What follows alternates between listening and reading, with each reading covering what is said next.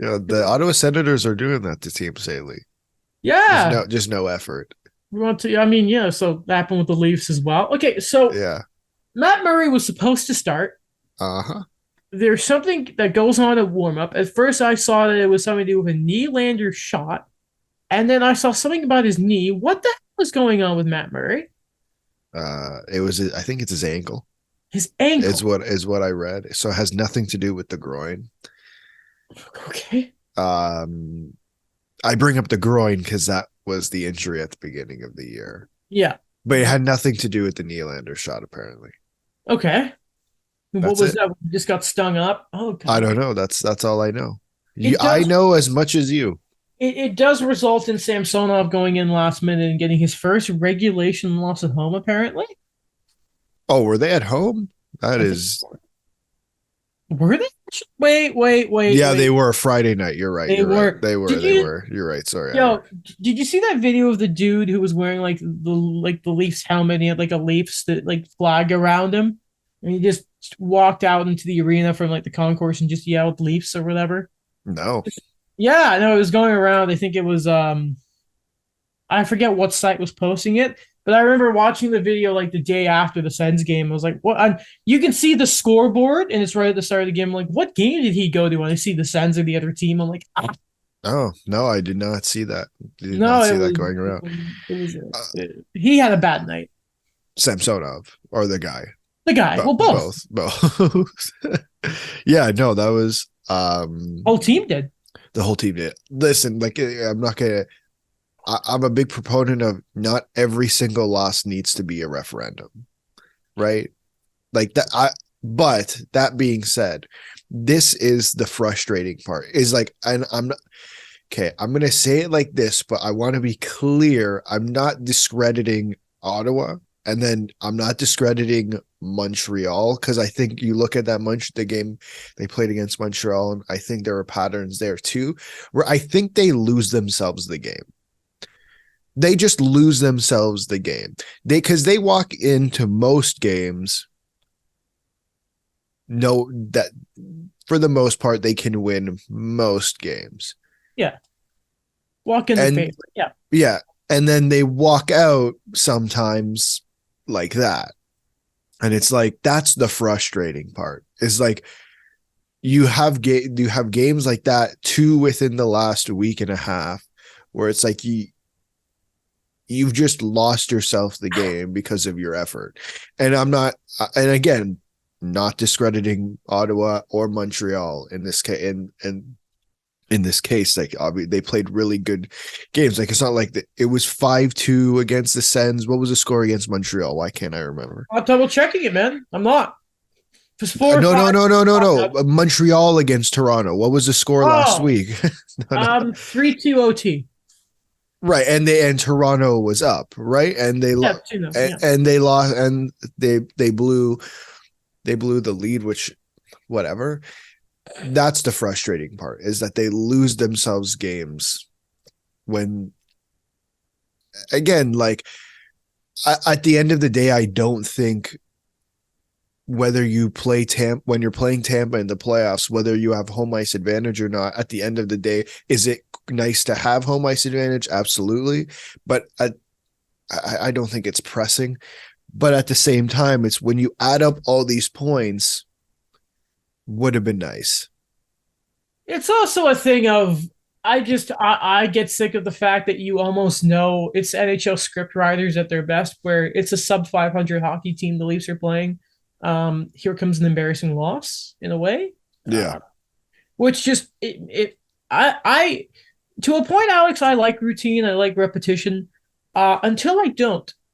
And if it's something I enjoy doing, it's fine. But when it's a team that obviously, as a Habs fan, I have a very different relationship with the Toronto Maple Leafs. One that I don't want them to succeed. No offense, Alex.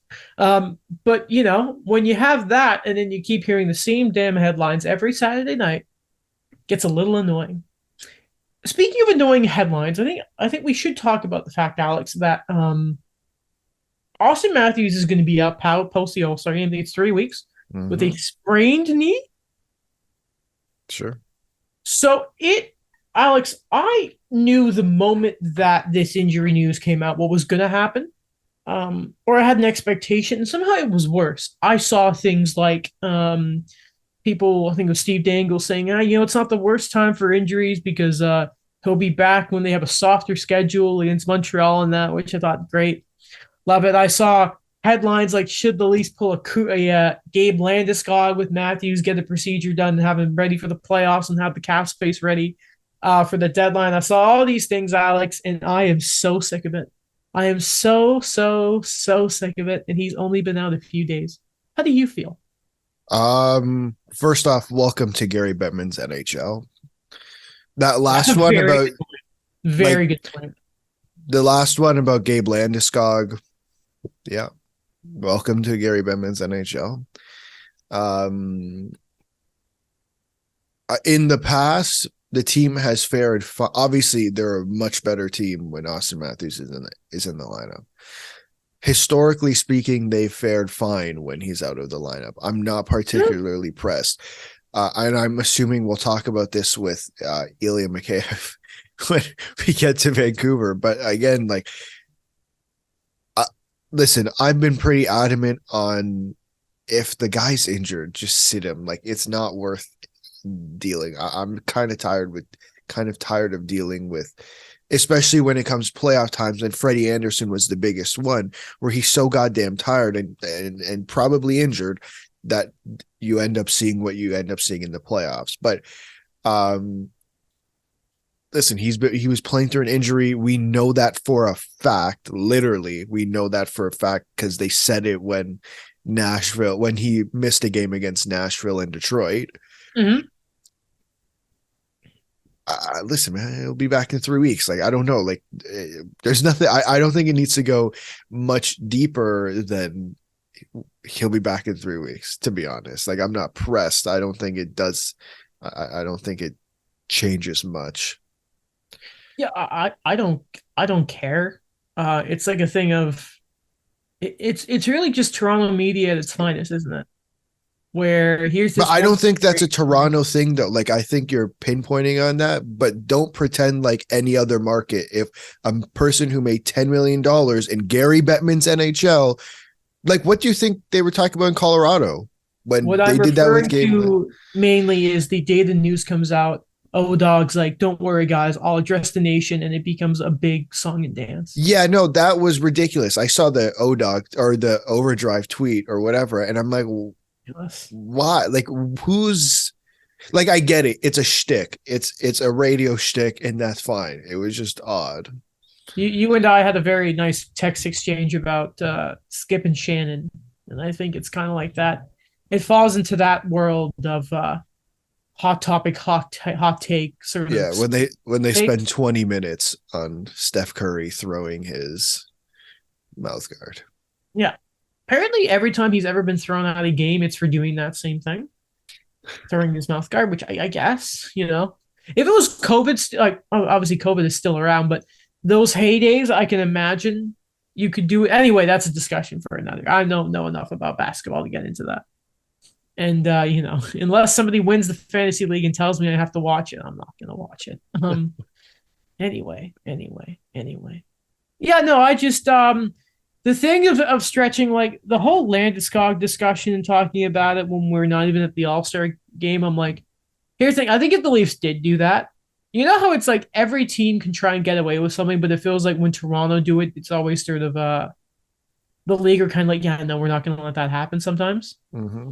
I wonder if Toronto doing it would be the straw that broke the camel's back with this LTI crap. Probably not, because they're not in a position to do that with the way the cap is. But I wonder if just because it's Toronto, that would be a sort of way of the league start maybe send a message of saying, like, hey, let's relax here a bit, guys. Not to mention if this is just a thing where he doesn't need to get some sort of procedure, and then you purposely sit out Austin Matthews for 2 months. If I'm a fan, I'm really pissed off about that. I saw, what was that? God, what was it? It was I forget who their opponents were, but the kid who like flew from ridiculous distance to see Jimmy Butler playing, he didn't play, and it was anyway. And we talked about the load management thing from the Warriors did it a couple weeks ago. That's Yeah, how it's the conversation start, right? Is that we talked about that specifically on the show, and then the yeah. Jimmy Butler thing happened. Oh, It's I just didn't see the Jimmy Butler thing. Kid had a sign. He's like, I flew this distance to Jimmy, and then the cameras got his reaction when he finds out Jimmy's not playing, and it's like, oh, this is sad. Yeah, don't you know? Not to mention, I don't think Matthews would let that happen.